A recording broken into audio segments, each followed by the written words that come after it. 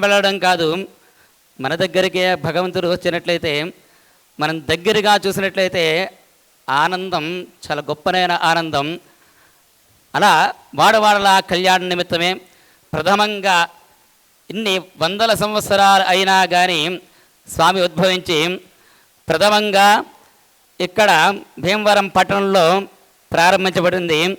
దివ్య వైఖానస ఆగమ విధానంగా వాడబిల్లి వచ్చినట్లయితే ఆ క్షేత్రంలో అక్కడికి వచ్చిన భక్తులు దగ్గర మనం తెలుసుకున్నట్లయితే ఆయన లీలలు అమోఘమైనవి.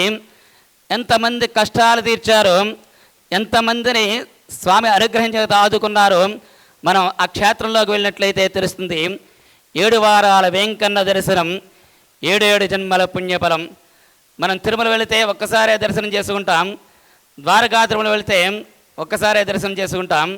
మన మనస్సంకల్పం సిద్ధించే నిమిత్తమై 7 వారాలు ఒక వ్రతంగా ఆచరించే క్రమం మన ఈ భారతావనిలో వాడపల్లి క్షేత్రంలో మాత్రమే ఉంది.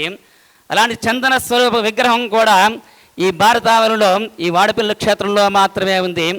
అలాంటి గొప్పనైన స్వామి దివ్యలీలా కళ్యాణ మహోత్సవం ఈ సన్నిధానంలో మనం ఆచరిస్తున్న మనందరికీ మంగళాలు శుభాలు కలిగే నిమిత్తమే